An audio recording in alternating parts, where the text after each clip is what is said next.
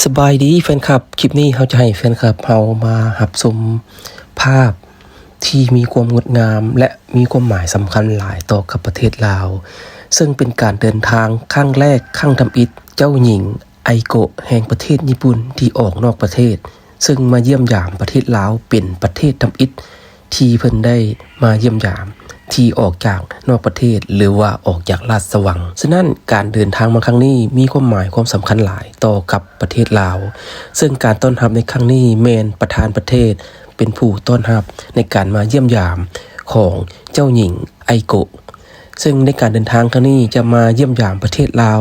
ในระหว่างวันที่17หาวันที่21พฤศจิกายนปี2025ซึ่งการต้อนรับในครั้งนี้แมนประธานประเทศของประเทศลาวเฮาแมนท่านทองลุนศรีสุฤทธิ์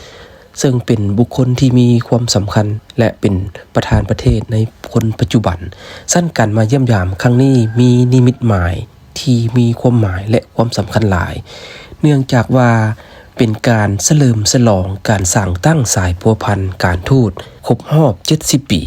และนอกจากนั้นยังมีความหมายความสำคัญอีกด้านหนึ่งก็คือการครบรอบ60ปีที่รัฐบาลญี่ปุ่นได้ส่งอาสาสมัครญี่ปุ่นมาปฏิบัติหน้าที่อยู่สปป.ลาวเริ่มแต่ปี1965เป็นต้นมาซึ่งเห็นได้ว่าประเทศญี่ปุ่นก็เป็นประเทศหนึ่งที่มีความพัฒนาและมีความเทคโนโลยีและมีความทันสมัยซึ่งได้ส่งเชี่ยวชาญหรือว่าอาสาสมัครมาช่วยหลายด้านอยู่ในประเทศลาวเฮาโดยเฉพาะแม่นของเขตในองค์กรจัดตั้งสากลหรือว่าภาครัฐและช่วยเหลือชุมชนอยู่เขตห่างไกลโศกลีถือว่าอันนี้ก็เป็นการร่วมมือที่ดีระหว่าง2ประเทศและสมเด็จเจ้าหญิงไอโกะแห่งราชวงศ์ญี่ปุ่นได้เสด็จมาเยี่ยมยามหลวงพระบางและก็ไปเยี่ยมชมตาดกวงซีและสถานที่ท่องเที่ยวต่างๆที่มีความสำคัญและท่องเที่ยวธรรมชาติที่มีความสวยสดงดงาม